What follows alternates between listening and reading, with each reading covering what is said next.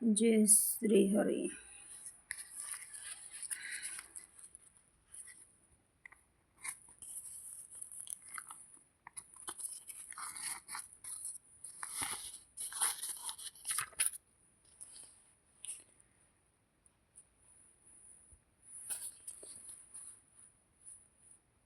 बृहस्पतिवार व्रत कथा।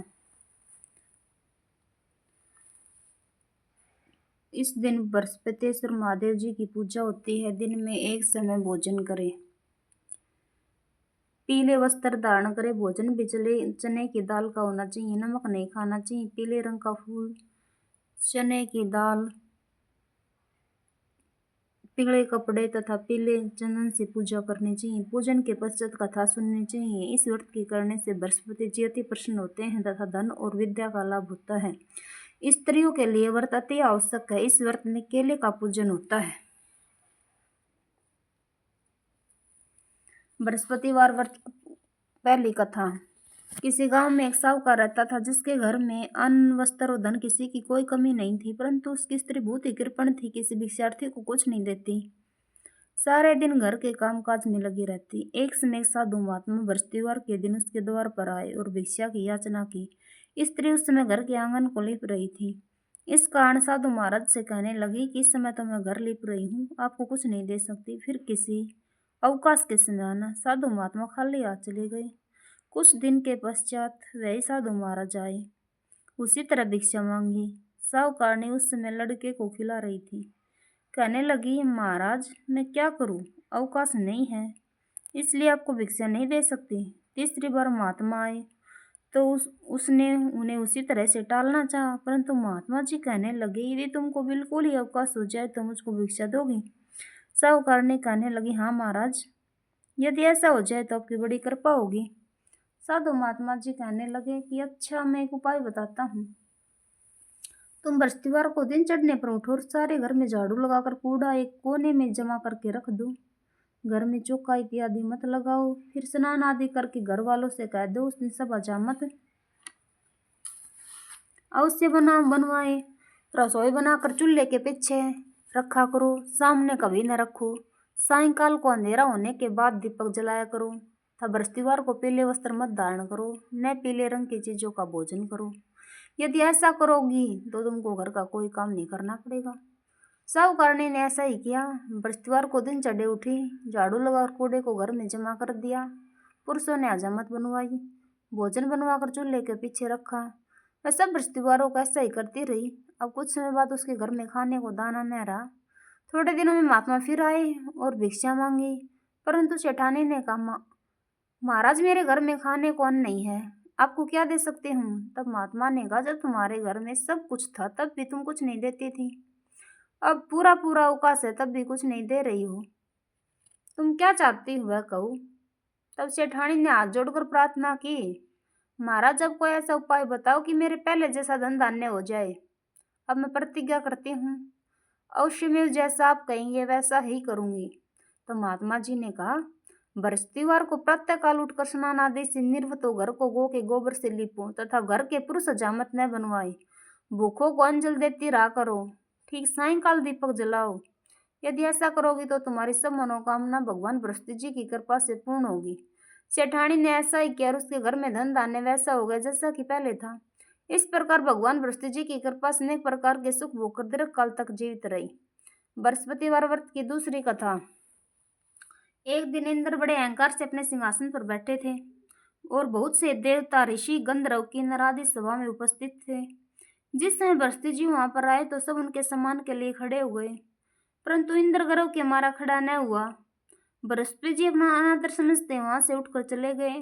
तब इंद्र को बड़ा शोक हुआ, मुझसे बड़ी भारी भूल हो गई, गुरु जी के आशीर्वाद से मुझको ये वो मिला है, उनके क्रोध से सब नष्ट हो जाएगा, इसलिए उनके पास जाकर उनसे क्षमा मांगनी चाहिए, जिससे उनका क्रोध शांत हो जाए और मेरा कल्याण होवे। ऐसा विचार कर इंद्र उनके स्थान पर गए।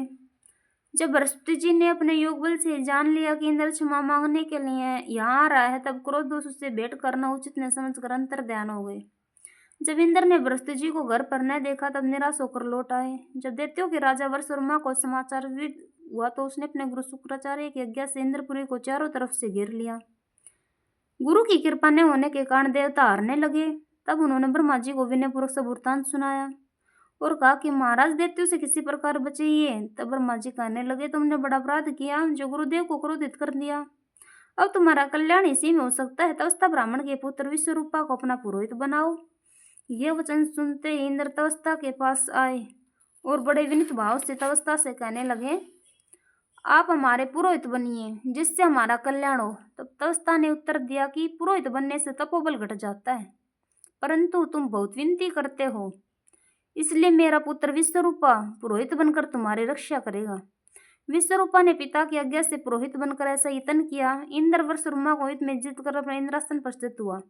विश्वरूपा के 3 मुख थे। एक मुख से सौंपली लता का रस निकालकर पीते, दूसरे मुख से मदिरा, तीसरे मुख से अनादि भोजन करते। इंद्र ने कुछ दिनों उपरांत कहा, मैं आपकी कृपा से करना चाहता हूँ। जब विश्वरूपा की आज्ञा अनुसार प्रारंभ हो गया तब एक दैत्य ने विश्वरूपा से कहा, तुम्हारी माता दैत्य की कन्या है, इस कारण हमारे कल्याण के निमित्त एक आहुति दैत्य के नाम पर भी दे दिया करो तो अति उत्तम बात है। विश्वरूपा उस दैत्य का काम मानकर आहुति दैत्य से दैत्य नाम से भी धीरे से लेने लगा। इसी कारण ये करने से देवताओं का तेज नहीं बढ़ा। इंद्र ने वरदान जानते ही क्रोधित होकर विश्वरूपा के 3 सिर काट डाले। मदपान करने से, बहुरा सौंपली पीने से, कुबतरन खाने के मुख से तित्र बन गया। विश्वरूपा के मरते इंद्र का स्वरूप ब्रह्मत्या के प्रभाव से बदल गया। देवताओं के 1 वर्ष पश्चाताप करने पर भी ब्रह्मत्या का पाप न छूटा तो सब देवताओं के प्रार्थना करने पर ब्रह्मा जी बृहस्पति जी के सहित वहां आए। उस ब्रह्मत्या के 4 भाग की उनमें से 1 भाग पृथ्वी को दे दिया। इसी कारण कहीं कहीं धरती ऊंची नीची और बीज बोने के लायक भी नहीं होती। साथ ही ब्रह्मा जी ने यह वरदान दिया, जहाँ पृथ्वी में गड्ढा होगा कुछ समय पाकर स्वयं भर जाएगा। दूसरा, वृक्षों को दिया जिससे उनमें से गोंद बनकर बहता है। इस कारण गूगल के अतिरिक्त सब गोंद अशुद्ध समझे जाते हैं। वर्षों को वरदान दिया कि ऊपर से सूख जाने पर जड़ फिर फूट जाती है। तीसरा भाग स्त्रियों का दिया। इसी कारण स्त्रियां हर महीने रजस्वला होकर पहले दिन चांडलनी, दूसरे दिन ब्रह्मघातिनी, तीसरे दिन धोबिन के समान रहकर चौथे दिन शुद्ध होती है और संतान प्राप्ति का उनको वरदान दिया।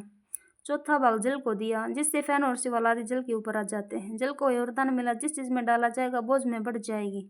इस प्रकार इंद्र को ब्रह्मत्या के पाप से मुक्त किया। जो मनुष्य इस कथा को पढ़ता है, सुनता है, उसके सब पाप बृहस्पति जी महाराज की कृपा से नष्ट हो जाते हैं। बृहस्पतिवार भगवान की आरती। ओम जय बृहस्पति देवा, जय बृहस्पति देवा, छीने छीने भोग लगाऊं भल मेवा। तुम्हें पूर्ण परमात्मा, तुम्हें अंतर्यामी, जगत पिता जगदीश्वर, तुम्हें सबके स्वामी। चरणामत निज निर्मल सपात करता, सकल मनोरथ दायक कृपा करो भरता। तन्ने मने धन्य अर्पण करे, जो शरण पड़े परिभू पर कटे तब हो करे, या करे द्वार खड़े।